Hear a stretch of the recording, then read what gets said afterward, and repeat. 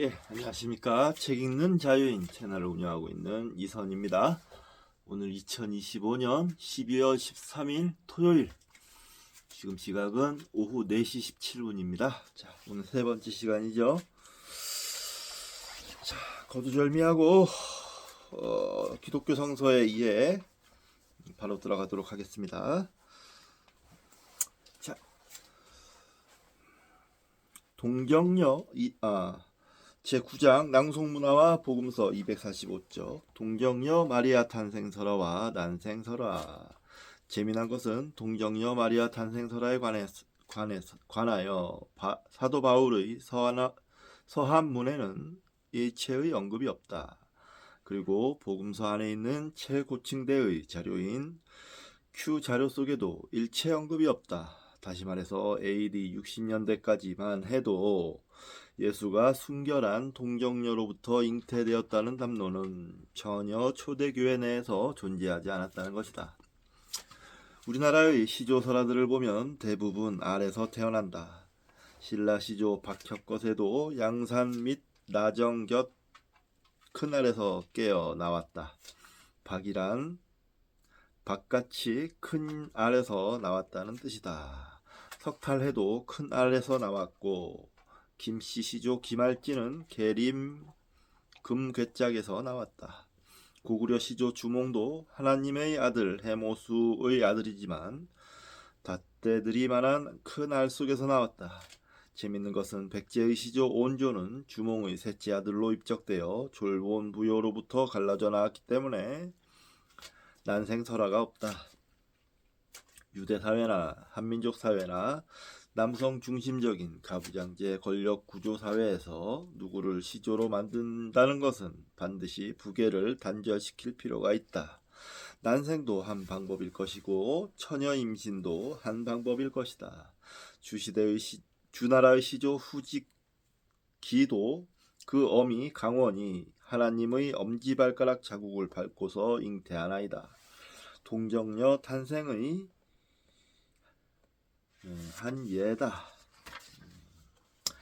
그릇된 인용 이사야의 예언과 무관.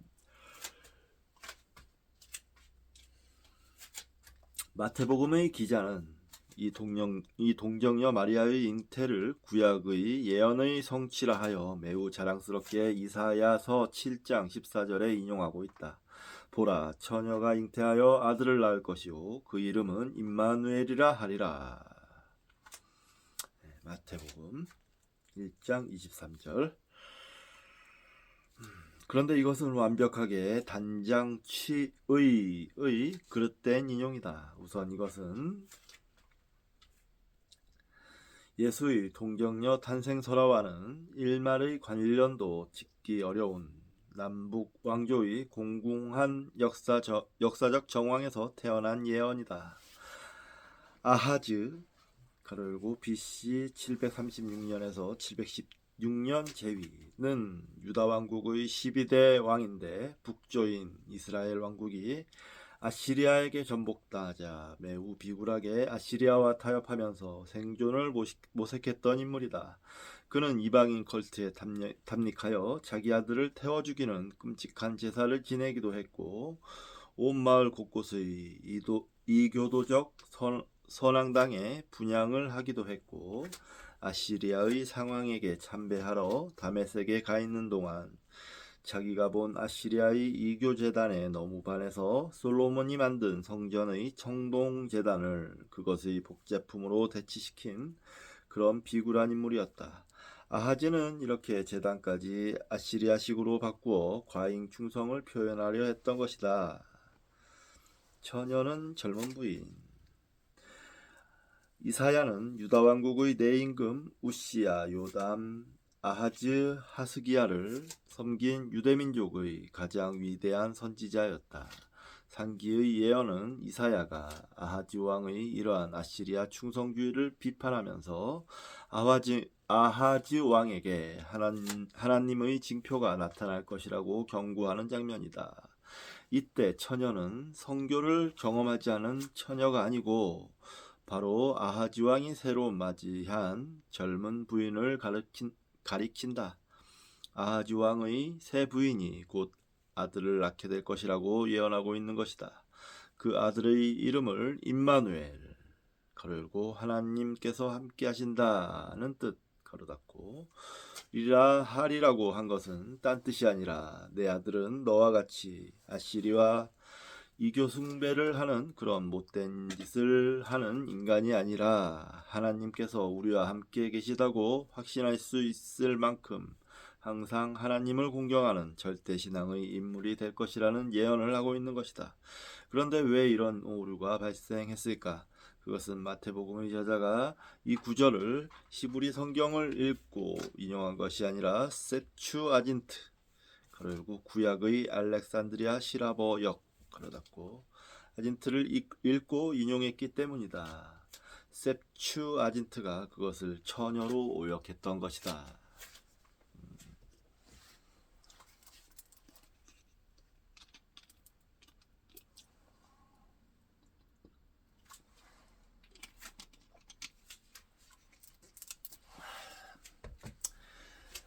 알마아와 파르테노스 그 히브리 원어는 알마아인데 그것은 젊은 여자를 뜻한다. 히브리 말로 처녀는 베툴라이다. 히라버에 있어서도 알마아는 네아니스에 베툴라는 파르테노스에 해당되므로 양자는 혼동될 수가 없다. 그런데 무슨 이유에서인지 셉주아진트가 알마아 젊은 여자를 페르테노스 처녀로 번역해버린 것이다. 이 단순한 오역이 마태복음 기자의 엉뚱한 오판을 자아냈으나 그것은 오늘까지 신약 성서에서 동정녀 마리아 탄생 설화를 입증하는 700여 년 앞을 내다본 구약의 예언으로서 크리스마스 때가 되면 모든 교회에서 냇가리는 주술이 되고 있는 것이다. 나도 어릴 때 이러한 구약의 예언을 암송하면서 매우 신비롭게 느꼈던 기억이 새롭다. 그러나 신약의 구약 인용은 그 대부분이 맥락을 떠나 단장취의한 것이다. 단장취라는 건 그러니까 장을 잘라서 뜻만 가져왔다 이런 뜻입니다. 그러니까 정확하게 이해하지 못하고 한 부분만 따와서 자기 멋대로 해석했다 이런 뜻이에요. 그래서 신약이라는 문헌을 유대교 사람들은 지금까지도 경멸스럽게 바라보고 있는 것이다.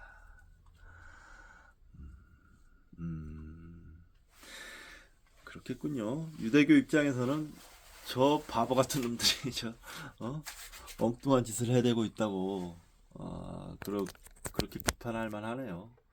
저 오해해가지고 우리들 예언서를 오해해가지고 저 뭐하는 짓들이야 저거 이러고 있겠네요. 이런 또 좀 갈등이 있다는 것도 알게 됐습니다. 자, 그다음 콘텍스트에서 텍스트로 내가 이런 말을 하면 비록 신학계의 상식적 담론을 반복함에 불과할지라도 거룩한 독자들은 마치 내가 성서의 권위를 깎아내리려는 듯한 포즈를 취하고 있는 것처럼 오인할 수가 있다. 그러나 반복해서 말하지만 우리가 예수를 믿는다는 것은 예수님의 말씀을 믿는 것이다. 이런 강변이 통하지가 않죠. 왜냐하면은 저들은 이미 성경이 신이 내리신 문헌이라고 생각하는데 이렇게 얘기한다고 해서 통하겠습니까? 이런 사실을 밝혀내는 건 옳은 일이죠. 대단히 옳은 일이고 다만 기대할 수 있는 건 저들이 미몽에서 고지곧대로 성서를 믿는 저들이 미몽에서 깨어나기를 기대할 뿐이죠. 기대를 그래도 해야겠죠. 이렇게 근거를 대면서 확실하게 밝혀내도 아니라고 우겨대는 사람들이 면 진짜 이게 상식적으로 말이 안 통하는 건데 모르겠습니다. 예수님의 말씀을 전하는 복음서 저자의 전달 방식을 믿는 것이 아니다. 복음이라는 캐리그마는 예수님의 말씀 그 자체 속에 있는 것이지 그 말씀을 드러내기 위한 드라마적 장치나 내러티브적 콘텍스트에 속해 있는 것이 아니다. 이렇게 얘기해도 소용없습니다. 좀 그런 면에서 도 선생님은 뭐랄까 무모한 면이 있어요.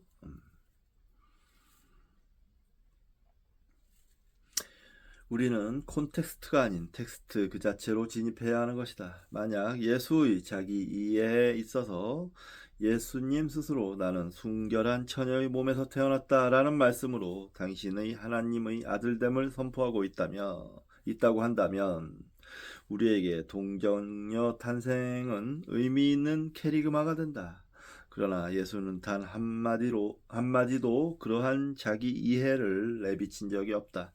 기독교인들이 동정녀 탄생설화와 같은 하찮은 복음서 기사의 진실성에 매달리게 되면 진정한 복음의 내용을 망각하게 될 수 있다는 것이다.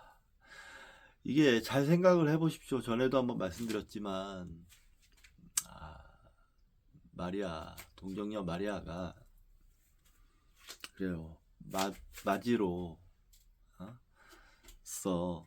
동정 상태에서 예수를 낳았다고 칩시다. 근데 예수는 성서에도 나오지만 성경에도 나오지만 형제들이 그 밑으로 쭉 있어요. 자매도 있고, 그러니까 누이도 있고, 형제도 있고 그래요. 그럼 그 이유는 그럼 어떻게? 그 하나님이 동정녀 마리아를 뭐 어떻게 버리신 건가요? 그렇게 되잖아요. 왜 그렇게 버리셨을까요? 그러면 버렸다면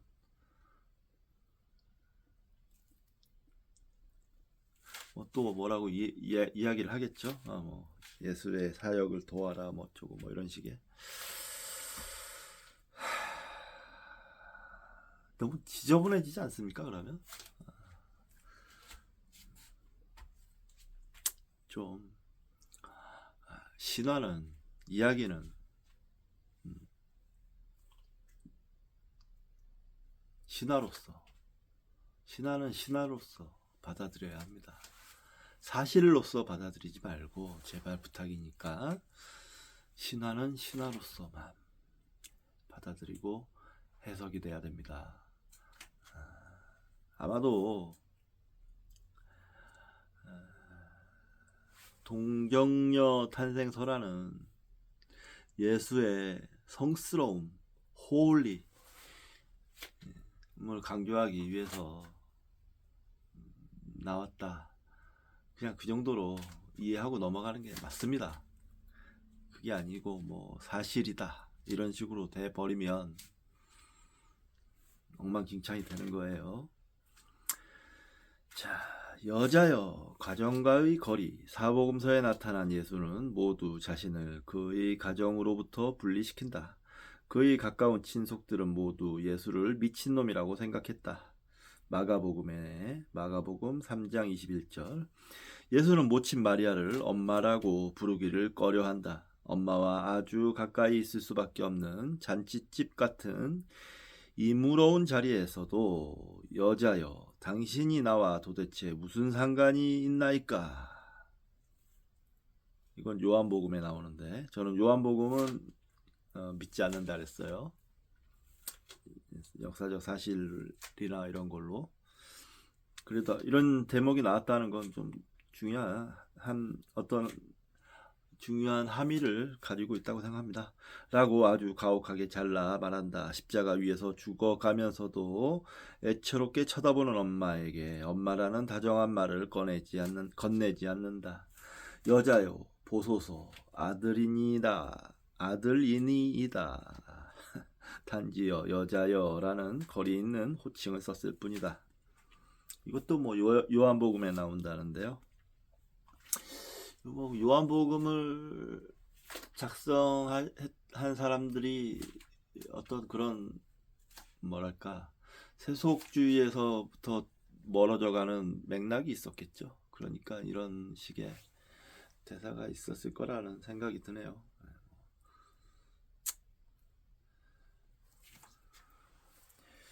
더 좀 공부를 해보겠습니다. 자, 그다음 마리아는 어차피 처녀가 아니다. 사실 순결한 처녀로서의 마리아의 이미지는 근본적으로 넌센스다.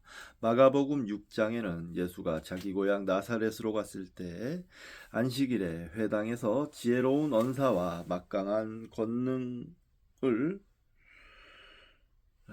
그의 손으로 베푸는 장면이 그려지고 있다. 그때 놀라운 장면을 목격한 동네 사람들이 이와 같이 말한다. 이 사람이 마리아의 아들 목수가 아니냐. 야고보와 요새.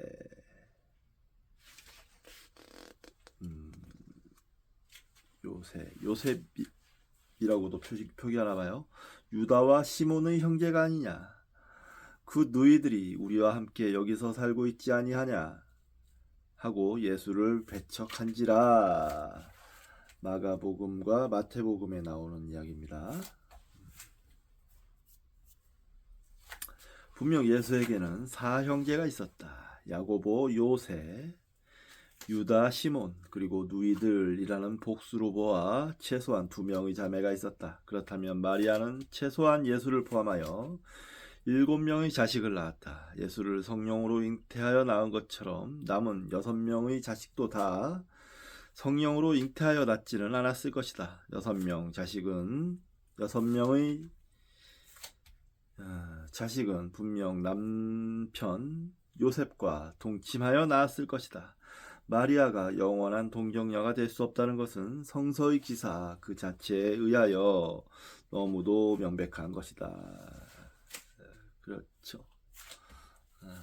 제가 말씀드린 그 내용이 나오는데 억지스러운 얘기를 갖다 붙인 거예요. 그러니 유대교에서도 불만이 있었겠죠. 사기다라고 생각을 하겠죠. 이런 거를 우기고 넘어가는 바람에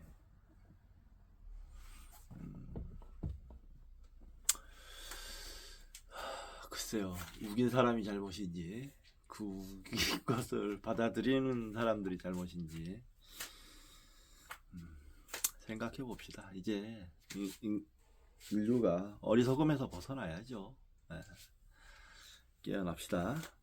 야고보와 예수. 그리고 야고보는 예수의 사후 예루살렘 교회의 리더가 되었던 사람이다. 얼굴이나 인상착의가 예수와 매우 흡사했고 인격적으로도 매우 원만하여 통솔력이 있었던 사람이었던 것 같다.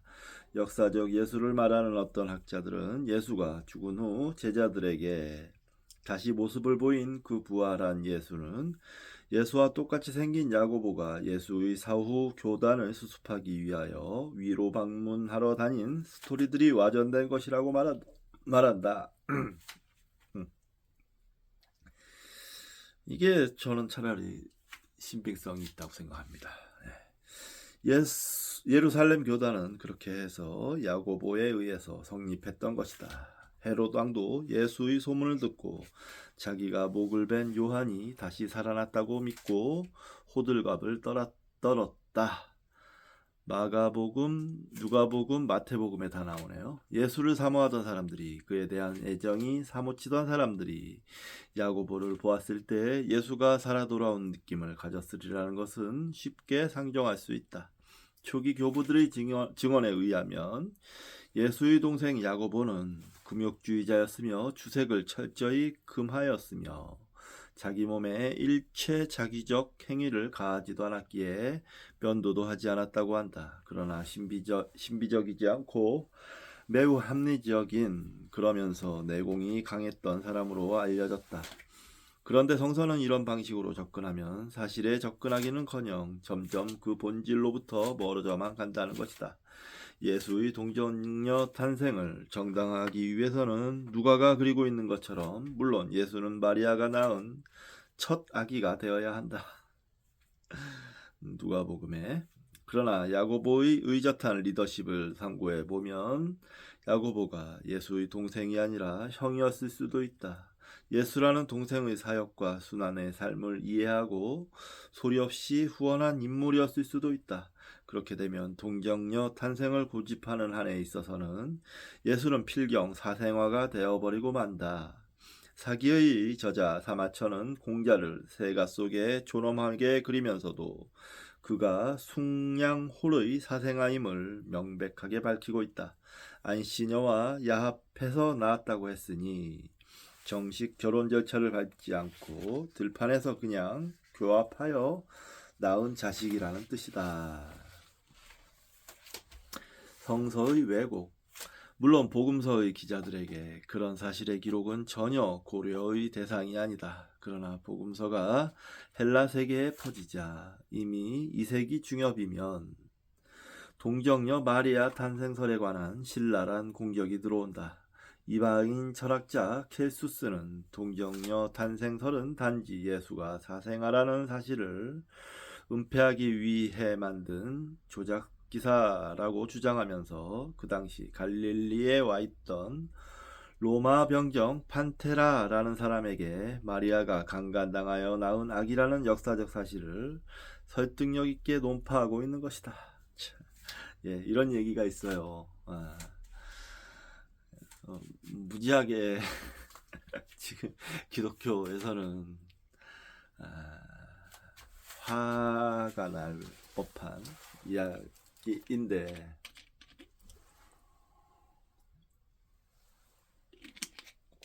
근데 이런 주장을 했다는 건 이미 2세기에 중엽에 이런 주장을 했다는 건 역사적 사실입니다.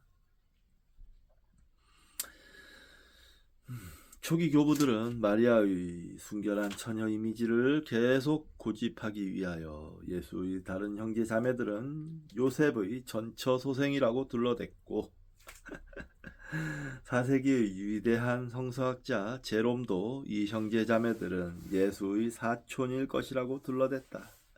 참으로 구차스러운 변명이다. 성서 신학자들이 성서를 있는 그대로 읽지를 아니하고 왜곡하고 있는 것이다. 그러니까요. 어리석은 행동입니다. 지금도 그러고 있어요. 지금도.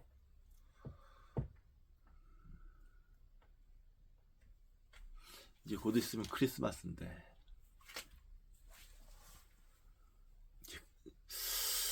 아직도 그러고 있다는 게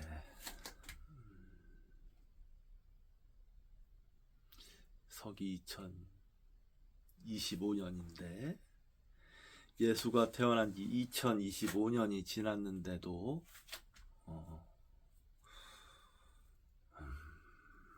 아직도 그 시대에 살고 있는 사람들이 도처에 깔려 있다는 게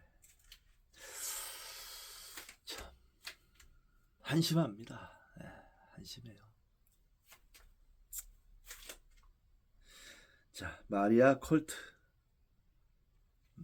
저도 뭐 불경을 볼 때 예를 들어서 본생담이라든지 본생담이라는 건 이제 부처님 전생 이야기 이런 건데 그런 건 사실로 믿지 않습니다. 어떤 의미 맥락으로 보지. 네.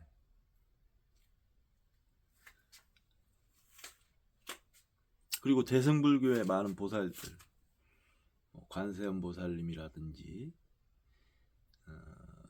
지장보살님이라든지 여러 보살님들 계시잖아요. 그런 분들도 역사적 존재로 보지 않습니다. 의미로 봅니다. 의미로. 네. 그게 깨어있는 자세죠.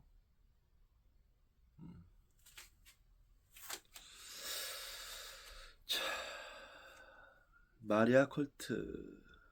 마리아는 성서에 직해서 말한다면 가톨릭 성당 입구에 서 있는 성모 마리아 상이나 중세기 성화에 그려져 있는 순결한 처녀의 모습이 될 수는 없다.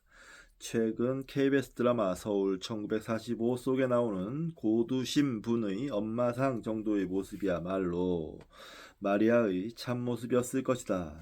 여러 남매들을 거느리고 참혹한 고난의 세월을 견디어 가면서도 소리 없이 끈질기게 그리고 한없는 사랑과 인자한 가슴으로 살아가는 평범하고 주름진 노경의 여자였을 것이다.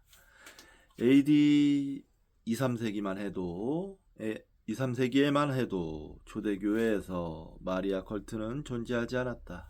신의 모습의 담지자 그리고 테오토코스 그러고 로서의 처녀 마리아의 숭배는 기실 콘스탄티누스 대제의 기독교 공인 이후에 생겨난 것이다.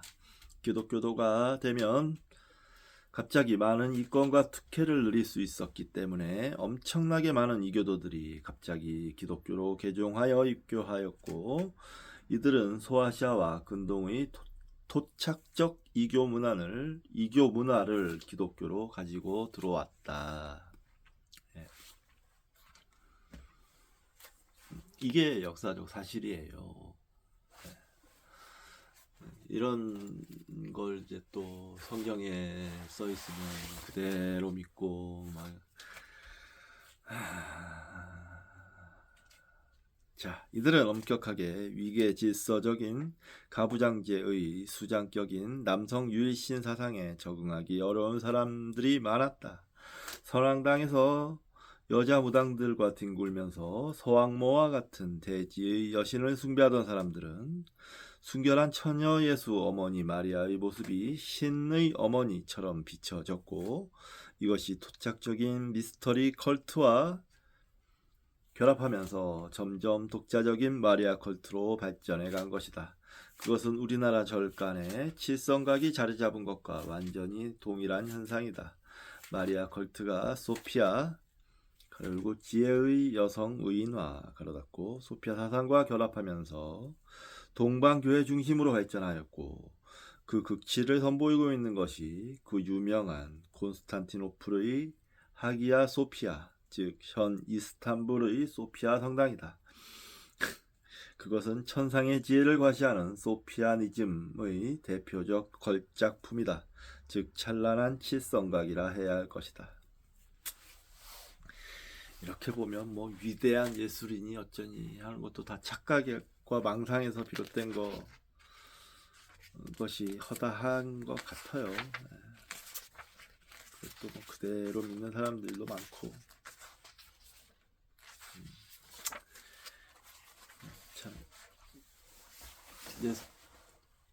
그러면 그런 예술과 종교적 그런 예술품들은 그러니까 좀 그런 부분에서 참 어떻게 보면 하찮게도 느껴집니다. 예. 자, 요한복음의 탄생설화 제거. 요한복음의 저자는 예수는 태초부터 존재했던 말씀이라고 했다. 그렇게 되면 예수는 처녀 마리아의 자궁에서 비로소 태어나는 그런 존재가 아니다. 그렇게 되면 예수는 시간의 생성과 더불어 이 세계로 진입하는 존재이기 때문에 시간의 어느 시점에서 탄생될 수 있는 그런 존재일 수 없는 것이다. 따라서 요한복음서에는 처녀 마리아 탄생설화나 유년설화와 같은 일체 자질구레한 이야기가 다 빠져버린다. 세례 요한에게 세례를 받을 필요도 없고 또 받아서는 아니 된다. 왜냐하면 예수의 신적 권위는 세례 요한의 세례로서 확인되는 것이 아니라 이미 그 이전부터 로고스라는 존재성의 권위로서 확보된 것이기 때문이다. 누가복음의 저자는 처녀 마리아의 성령 잉태보다 사실적으로 보이게 누가복음의 저자는 처녀 마리아의 성령 잉태를 보다 사실적으로 보이게 만들기 위해 세례 요한의 잉태 과정을 병렬시켰고, 그러기 위해서 세례 요한의 엄마 엘리자벳과 예수의 엄마 마리아를 사촌간으로 만들었다. 그러니까 예수는 세례 요한과 육촌간이 되는 셈이다. 과연 이런 식의 복음서의 팽창 과정이 우리에게 무슨 의미가 있을까? 이런 구질구질한 이야기들을 늘어놓은 누가와 마태의 방식과 말씀이 육신이 되어 우리 가운데 거하심에 요한복음이라는 단 한마디의 말로 예수의 출생과 성장, 그 모든 것을 한 큐에 이야기해버리는 요한복음의 두 방식 중 과연 어떤 이해 방식의 진실성을 선택해야 할지는 성서 축자 무오류서를 말씀하시는 거룩하신 독자님들 스스로 선택해야 할 문제이다. 나 도리 확실히 말할 수 있는 것은 나는 오직 성서 속에서 성서의 입장만을 가지고 이야기하였다는 것이다. 이것도 요한복음이 태초에 말씀이 있었다 이러면서 말씀이 곧 예수님이 되고 어쩌고, 그런 것도 사실상 이 성서가 무오류하다라고 주장하는 사람들 앞에서 어떤 설득을 하기가 힘듭니다. 그러니까 의미로만 파악을 하시오라고 얘기를 해도 안 통해요. 안 통합니다. 하지만 제정신을 찾으시려면 의미로만 파악을 할 수 있어야 됩니다.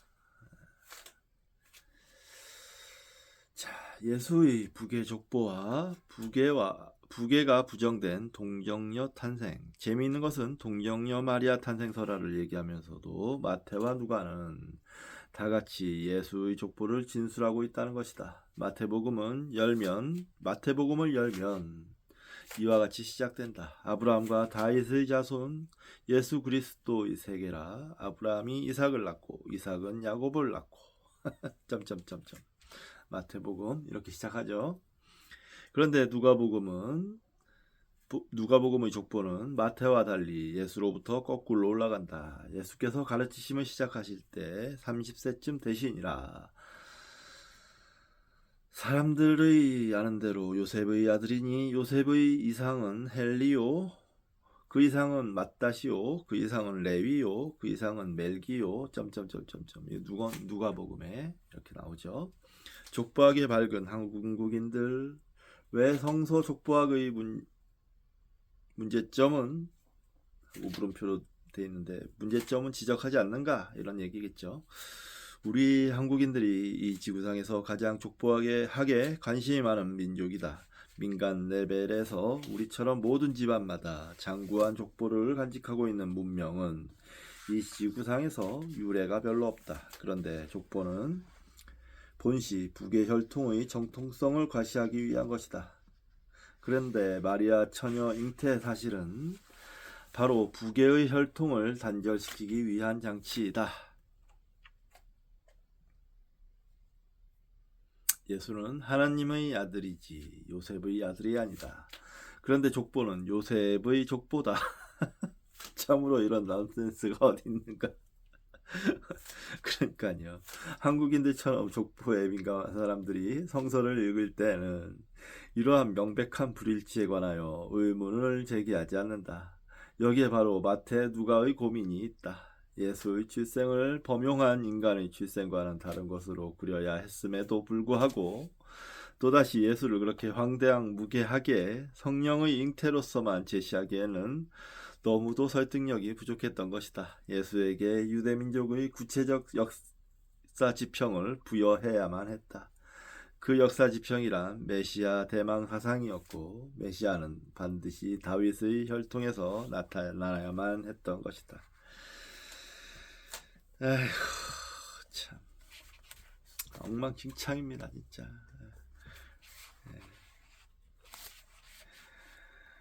이런 억지를 아, 진짜 말하기도 짜증날 정도인데 또 달라요. 또 누가의 족보랑 마태 족보랑 다릅니다. 예, 어쩌라는 건지. 예. 더 그리고 좀 더 근본적인 비판을 해볼까요? 북에 우리 역사적으로 북의 사회가 많이 있었죠. 하지만 그 북애가 정말 북애로 잘 이어졌는지 확인할 수 있었을까요? 지금처럼 유전자 검사가 있는 것도 아니고 분명히 교란이 있었을 것, 어마어마한 교란이 있었을 거다. 많은 가문들에서 라고 짐작합니다. 근데 거의 분명한 사실일 겁니다. 그러므로 북의 족보 같은 건 의미가 없어요. 한마디로 기만당하는, 스스로를 기만하는 것이죠. 자, 우리 존재를 그런 북의 족보에서 족보, 뭐 북의 뭐 이런 사슬에서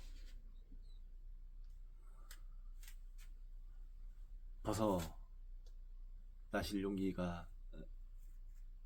용기를 가질 준비가 되셨습니까? 그럼 지금부터 저와 함께 벗어나시죠. 할아버지부터 모조리 다른 두 개의 족보. 그래도 족보를 읊어대려면 한국인들처럼 비슷하게는 읊어야 한다. 그런데 재밌는 것은 두 개의 족보를 비교해보면 달라도 이건 너무 황당무계하게 다르다. 아버지인 요셉까지는 일치하지만 요셉의 아버지인 할아버지부터 그 이름이 일치하지 않는다. 마태는 요셉의 아들이 아버지가 야곱이라고 일했고 누가는 헬리라고 했다. 그 이상부터도 서로 들어맞는 이름이 단 한 번도 없다. 그리고 마태의 기록에 의하면 다윗까지 28대인데 누가의 기록에 의하면 다윗까지 43대이다. 누가의 족보에 의하면 29대 할아버지의 이름이 또다시 예수라는 이름으로 되어 있다. 이것은 각기 다른 전승에 의거했다기보다는 각기 다른 상상력이 발동했다고 보아야 할 것이다. 마태는 그래도 족보가 아브라함에서 끝나지만 누가의 경우는 족보가 아브라함이 57대인데 해서 다시 노아, 무드셀라를 거쳐 아담에 이르기까지 20대를 더 올라가 결국 하나님에 이르게 된다.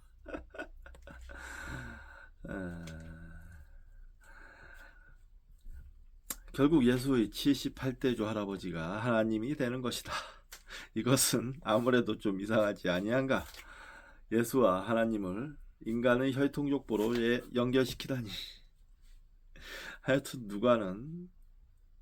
예수는 요셉의 아들이 아니라는 것을 입증하기 위하여 동정녀 탄생설화를 만들었고 또다시 요셉의 혈통을 하나님에게까지 연결시켰다.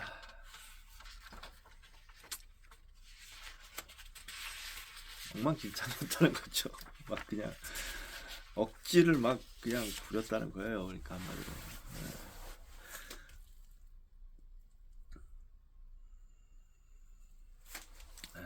자, 내가 우리말 개역 한글판을 읽으면서 발견한 탈문이 누가복음 3장 33절에 있다. 자, 인용입니다. 그 이상은 아미나답이요. 그 이상은 아니요. 이 두 대 사이에 한 대가 누락되어 있다.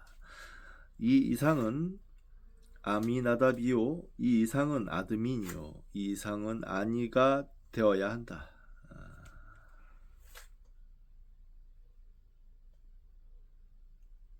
우리말 성경의 국제적 공식력과 관계되는 중대 사안이다. 대한성서공회에 이 부분의 개정을 요청한다. 뿐만 아니라 관주 성경 전서본 우리말 성서에 오식이나 오자가 적지 않게 발견된다. 마가복음 6장 3절의 예수 형제 중의 하나인 요셉은 요새로 표기되어야 한다. 역대상의 3절 1장의 암논은 암논이 되어야 한다. 그것은 명백한 오식일 뿐이다. 로마서의 됐고 넘어가겠습니다. 천하의 호적조사 누가복음 2장 첫머리는 다음과 같이 시작된다. 이때 가이사 아구스도가 영을 내려 천하로 다 호적하라 하였으니 이 호적은 구레뇨가 수리아 총독되었을 때에 첩번한 것이라. 모든 사람이 호적하러 각각 고향으로 돌아가매 요셉도 다윗의 집 족속인 고로 갈릴리 나사렛 동네에서 유대를 향하여 베들레헴이라고 하는 다윗의 동네로 그 정혼한 마리아와 함께 호적하러 올라가니 점점점. 이러한 언급은 매우 역사적인 사실에 근거하여 예수 집안의 불가피했던 행보를 얘기하고 있는 것처럼 보인다. 여기서 말하는 가이사 아우구스도는 바로 줄리어스 시저가 죽은 후 안토니우스와 로마를 양분해 가졌던 옥타비우스를 말한다. 안토니우스는 세기의 여인 28세의 만개한 미모의 클레오파트라를 바로 바울의 고향 다소에서 만났고 그 순간부터 클레오파트라의 매력에 사로잡혀 결국 옥타비아누스에게 무릎을 꿇게 되는 실책을 저지르게 된다. 안토니우스와 클레오파트라를 무덤으로 보낸 옥타비아누스는 로마 전체를 장악했고 그 치세는 팍스 로마나의 시작을 의미하는 것이었다. 로마는 옥타비아누스의 젊고 강력하고 또 유능한 리더십 아래서 점점 공화정 체제에서 황제의 제국으로 변모해 간다. BC 27년 1월 16일 원로원은 옥타비아누스에게 만인을 초월한 존재라는 뜻의 아우구스투스라는 존칭을 부여했다. BC 23년 호민관 특권을 장악하면서 그는 명실공히 로마 최초의 황제가 되었던 것이다. 예수가 태어난 시대가 가이사 아구스도 즉 황제 옥타비아누스의 전성시대였던 것은 확실한 사실이다. 그러나 이 당시의 로마 역사 기록은 매우 자세하게 남아있다. 그런데 황제 옥타비아누스가 로마 제국 전체에 호구조사를 명한 사례가 존재하지 않을 뿐 아니라 로마는 공화정의 전통을 가진 나라였기 때문에 그러한 발상이나 유래가 있을 수 없었다. 단지 과세를 목적으로 지방 총독명으로 해당 관할구에서 호구조사를 할 수는 있었다. 그러나 예수가 탄생한 BC 4세기경에는 팔레스타인에서 그러한 호구조사가 행하여진 사례가 없다. 뿐만 아니라 BC 4세기경에는 시리아의 총독으로 구레뇨라는 인물은 있지도 않았다. 사가 요세푸스는 유대 고대사 속에서 팔레스타인에서 최초의 로마식 호구조사가 이루어진 사례를 언급하고 있는데 그것은 AD 6년의 사건이었다. 헤롯 대왕의 아들 아켈라우스를 고을 지방으로 축출해버리면서 그가 지배하고 있었던 영역인 유대, 사마리아, 이두메를 시리아로 병합시켰을 때 과세를 목적으로 호구조사를 행하였던 것이다. 이때는 시리아의 총독으로 퀴리니우스가 재임하고 있었다. 그러니까 누가의 머리에선 이런 사건들을 홍동했다 하기보다는 상상력 속에서 적당히 짜맞춘 것이다. 누가는 호구조사를 아주 평화스럽게 진행된 당연한 역사적 사실처럼 서술하고 있지만 실제로 호구조사는 유대인들에게 엄청 불편하고 불만스러운 사건이었으며 이 호구조사로 인해서 대규모의 반란이 일어났다. 사도행전 5장 37절에 언급되고 있는 유다가 그 리더였는데 갈릴리 사람이 아니라 가말라 사람이었다. 그의 반란은 아주 강력한 대규모의 반란이었는데 로마 당국은 아주 가혹하게 철저히 진압했다. 잠시 쉬었다 가도록 하겠습니다.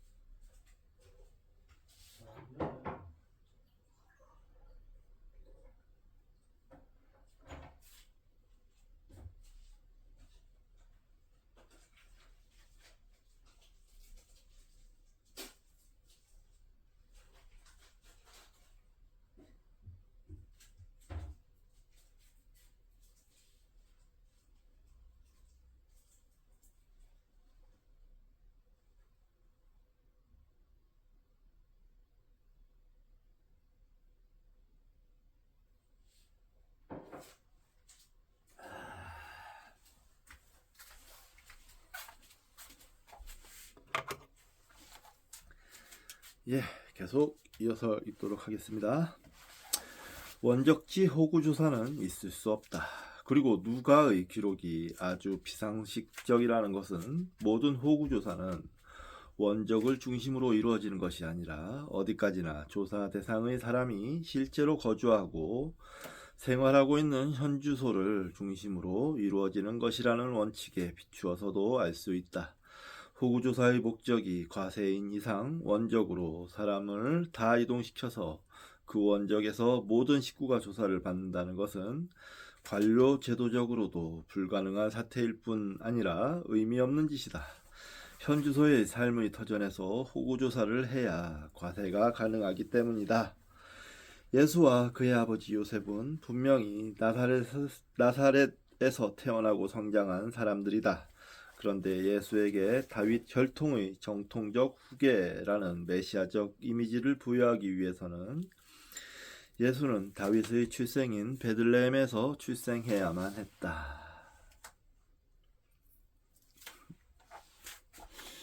억지로 끼워 맞추려니 이런 어이없는 일이 벌어지는 거죠.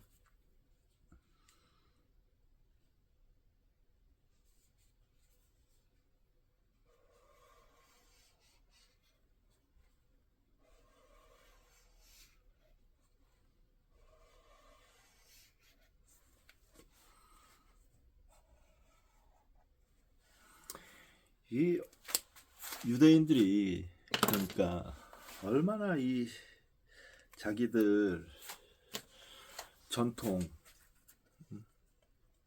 구약에 표시되어 있는 전통에 집착을 하는지 알 수 있습니다. 이렇게 무리해서까지 이런 방식으로 서술해 놓은 거 보면 예수의 탄생을 꼭 반드시 베들레헴에서 해야 한다. 왜냐? 구약에 베들레헴에서 태어난 자가 예언자로 나타날 것이다 라고 돼 있기 때문에 참. 아닌 밤에 홍두깨식으로 예수를 갑자기 베들레헴에서 탄생시키기 위해서는 복음서의 저자는 원적 호구조사라는 기발한 명분의 픽션을 만들어냈던 것이다.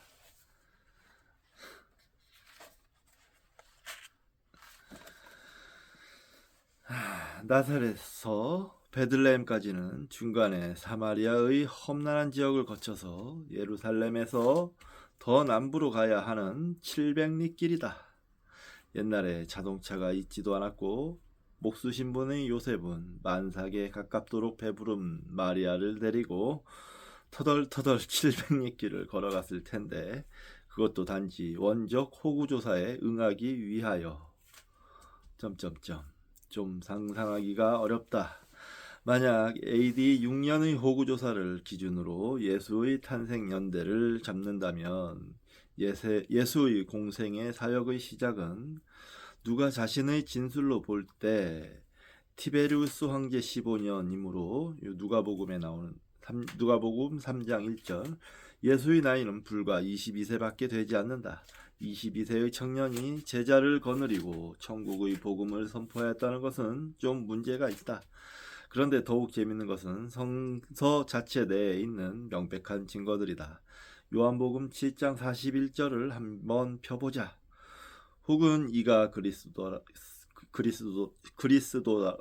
하며 어떤 이들은 그리스도가 어찌 갈릴리에서 나오겠느냐. 성경에 이르기를 그리스도는 다윗의 씨로 또 다윗의 살던 촌 베들레헴에서 나오리라 하지 아니하였느냐 하며 예수를 인하여 무리 중에서 쟁론이 되니. 요한복음에 이것은 예수의 말씀을 들은 무리들 중에서 예수가 메시아냐 아니냐 하고 쟁론이 벌어지고 있는 장면을 묘사하고 있는데 최소한 이 군중의 쟁론 속에서든지 이 쟁론을 기록하고 있는 저자 요한의 의식 속에서 예수가 베들레헴에서 태어났다는 사실은 완전히 배제되어 있다. 그러나 전혀 그러한 사실을 군중도 저자도 요한도 모르고 있는 것이다. 참. 왜 우리가 이런 유대인들의 거짓 노름에 고집에 놀아나야 되는 거죠. 잘 생각해 보십시오, 기독교인들. 헤롯의 유아 사례의 허구성과 마태의 문제의식, 또 마태복음에는 예수가 베들레헴에서 태어난 후 헤롯이 그것을 알아차리고 베들레헴과 그 모든 지경 안에 있는 사내 아이를 박사들에게 자세히 알아본 그때를 표준으로 하여 2살부터 그 아래로 다 죽이라고 명하였고,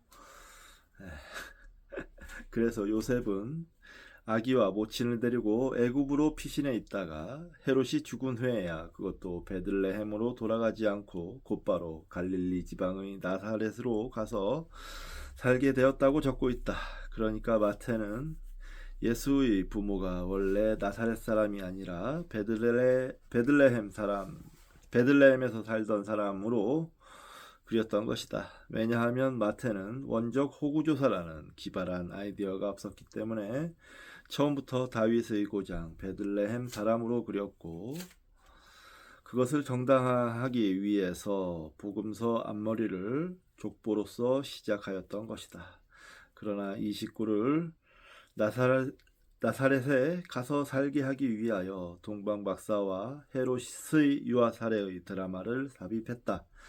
그러나 헤롯 왕이 아무리 무지막지한 인간이라 할지라도 근거 없이 떠돌아다니는 현자, 가로 열고 박사라는 표현은 박사학위의 소지자처럼 일정한 제도를 거쳐 자격을 얻은 존재라는 뜻이 생겨나는데, 이러한 번역은 오해의 소지가 크게 있다. 원어는 마고이인데 원래 마술사란 뜻이다. 바빌론 지역의 점성술에 달통한 현자 정도의 의미가 된다. 마술사를 우리는 이때까지 박사라고 알고 있었던 박사님.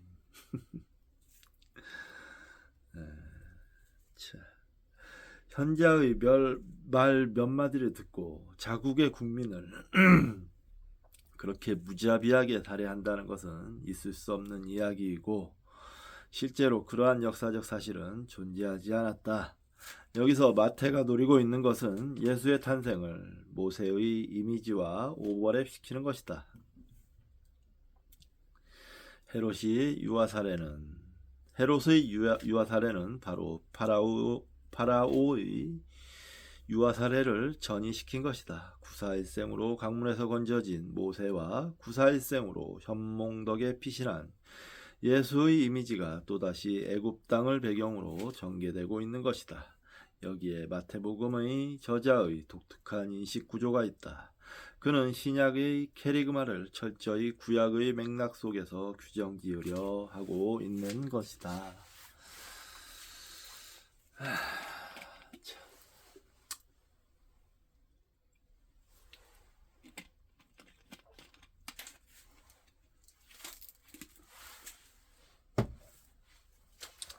캐리그마의 본질적 성격. 성서를 이렇게 한 줄 한 줄 분석해 들어가면 사실과 부합하는 것으로 살아남을 수 있는 기사가 별로 없을 것이다. 다시 말해서 우리의 분석 방법이 근원적으로 잘못된 것이다. 복음서의 저자는 역사적 사실을 보도하려고 이 복음서를 쓰고 있는 것이 아니다. 기쁜 소식을 어떻게 하면 효과적으로 전달할 수 있을까? 어떻게 하면 예수가 단순한 인간이 아니라 하나님의 아들이라는 것을 설득력 있게 선포할 수 있을까? 이런 문제를 고민하고 있는 것이다. 어설프게 근데 이런 편집을 했는데 또 그걸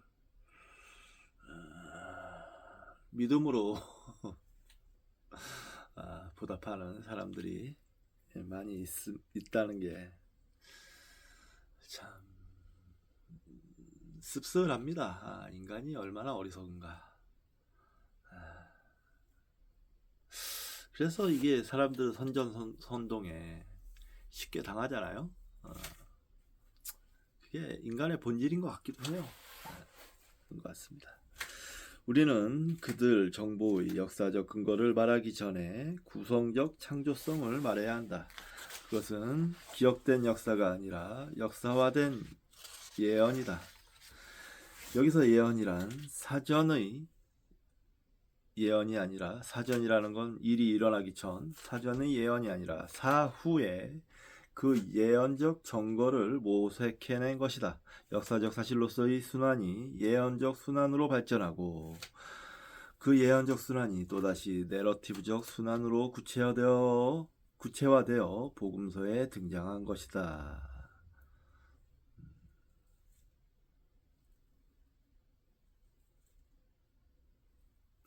물론 춘향전도, 숙종대왕, 주기초년, 서울 삼청동 사시는 이씨 양반 한 분이 계시는데 세대 잠영기족이요 하고 시작하고, 심청전도 송나라 원풍 8년 황주 동화동에 봉사 한 사람 사는디 성은 심이요 이름은 학규라 하고 시작한다. 모두 이 사건이 정확한 역사적 정황을 배경으로 하고 있는 것처럼 서술되고 있는 것이다.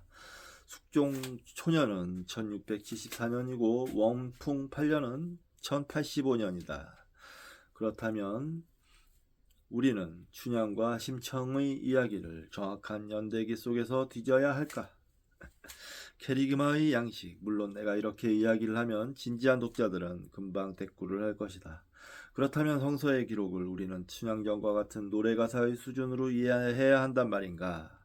이 이상의 픽션도 아무것도 아니란 말인가? 물론 그렇지는 않다. 복음서의 저자가 모든 것을 완벽하게 픽션으로 날조했다는 것을 말하려는 것은 아니다. 복음서는 분명히 역사적 지평을 깔고 있다.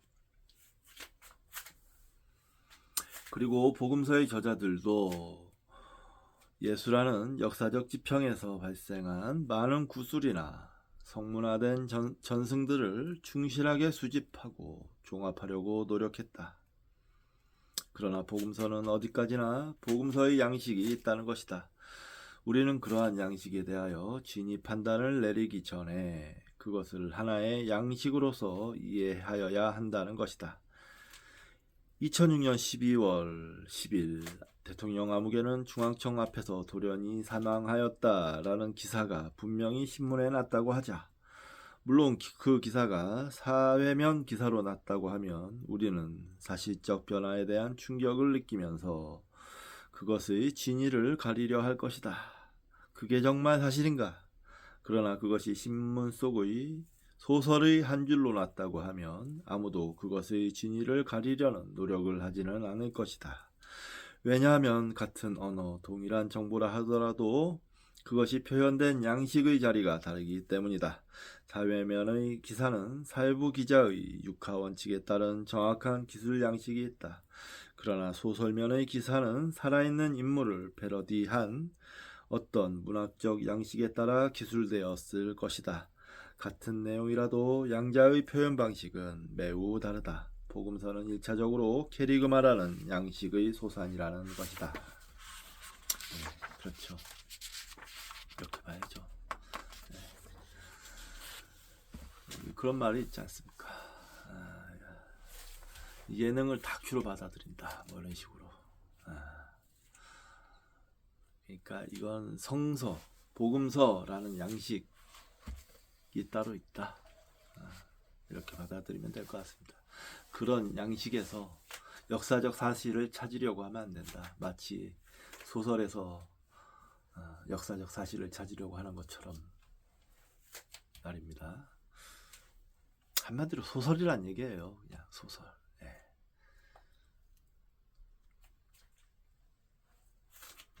성서의 디컨스트럭션, 가톨릭 신학계만 하더라도 확고한 전통 교설이었던 교황의 무오류성을 인정하지 않는 한스 쾡이나 1928년생이시네요. 그보다는 보다 온건한 칼 라너 1904년에서 84년과 같은 신학자를 무조건 이단자로 휘몰지는 않는다.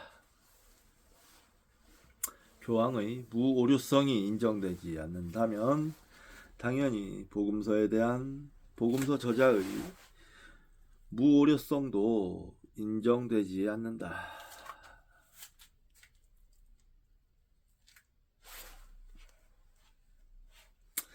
교회의 전승과 하나님의 말씀을 혼동하면 안 된다는 것이다.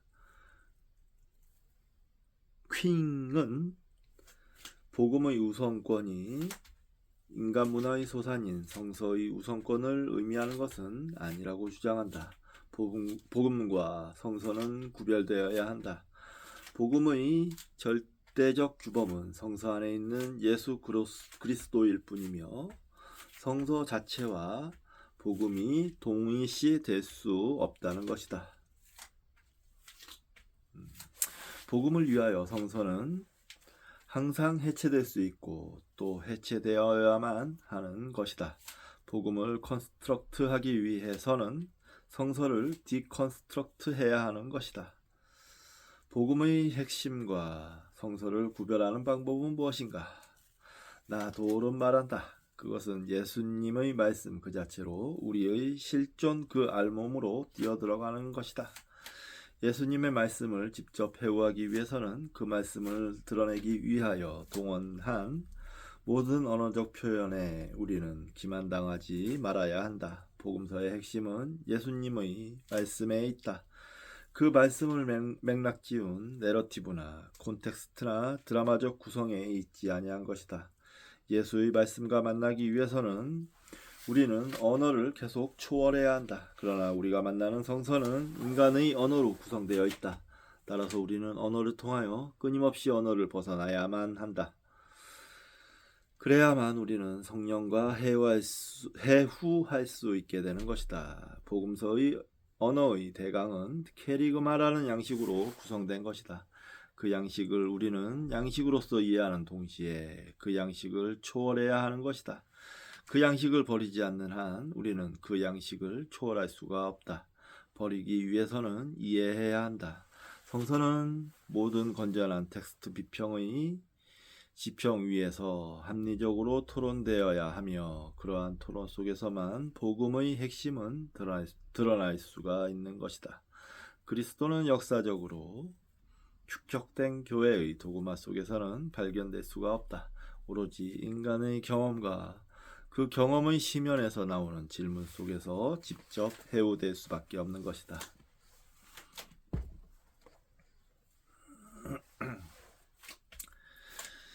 사복음서의 저작 연대.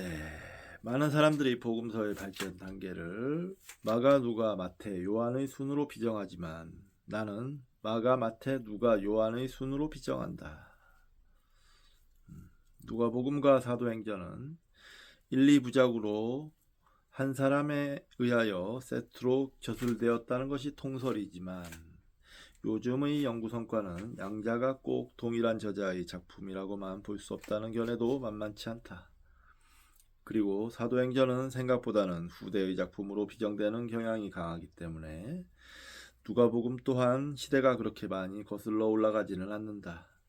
다드의 말대로 어차피 누가와 마태의 저술연대는 거칠게 잡아도 AD 75년부터 AD 95년 사이의 사건이 확실하며 그 사이에서의 선후 관계라든가 정확한 저술 시기의 확정은 거의 불가능하다.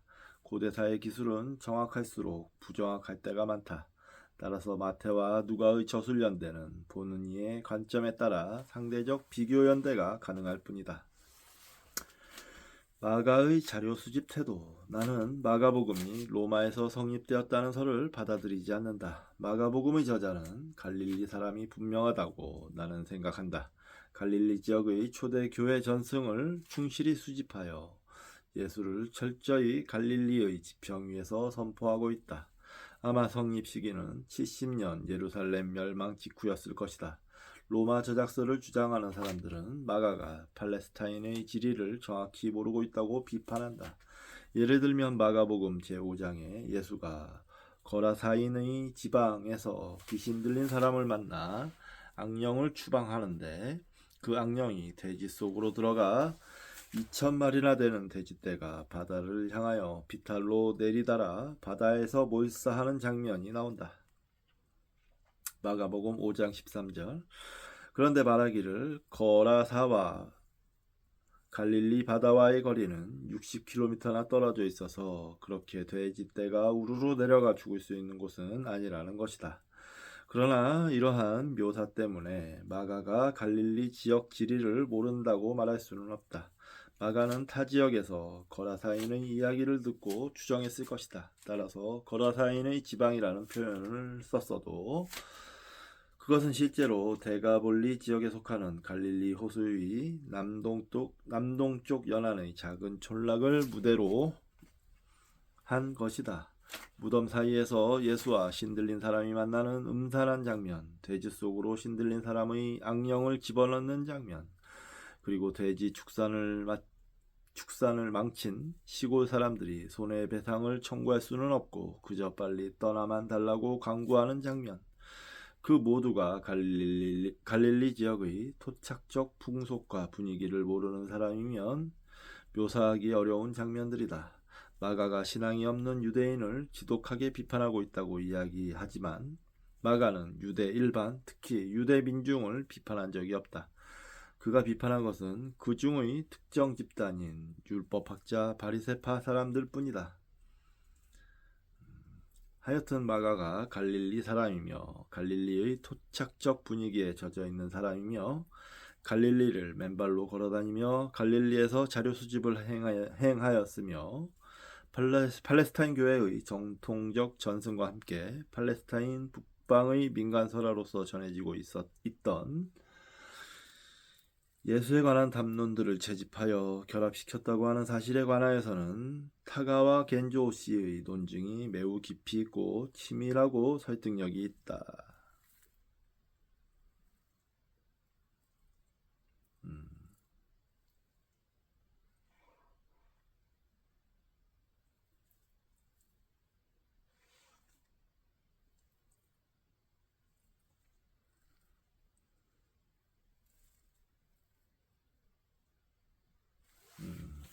이 책을 한번 찾아봐야겠네요. 원시 그리스도교 연구.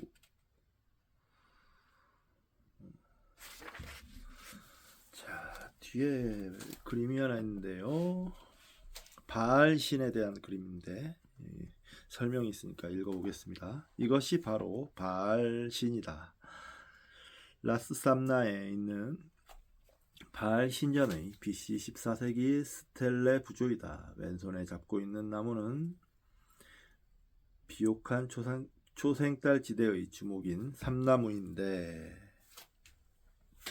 성서에는 백향목으로 나온다. 예루살렘 성경도 이 나무로 지었다. 그 끝은 창 모양으로 되어 있어 전투적 성격도 있다. 오른손으로 지켜든 것은 인도의 인드라 신이 들고 있는 금강저와 같은 벼락 방망이이다.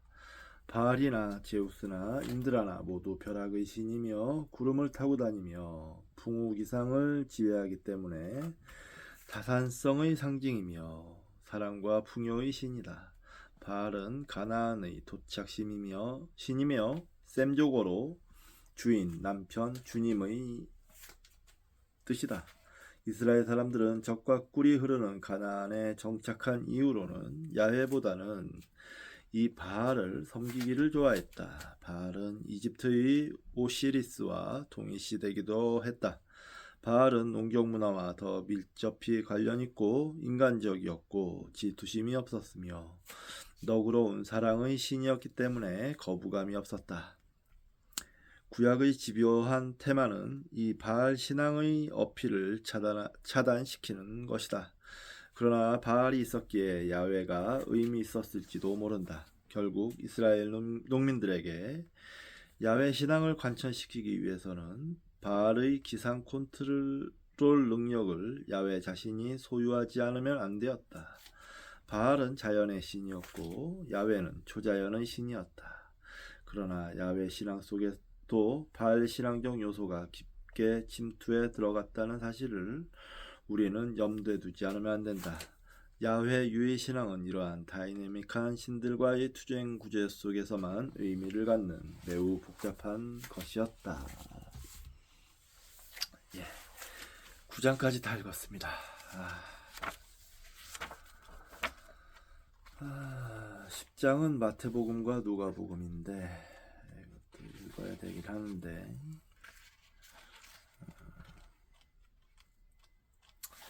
일단 이번 시간은 여기까지만 하고 좀 계속 같은 이 책들을 읽는 게 좀 지겨울 수도 있죠. 시청도 그렇게 많이 안 하고 몇 명 안 봅니다.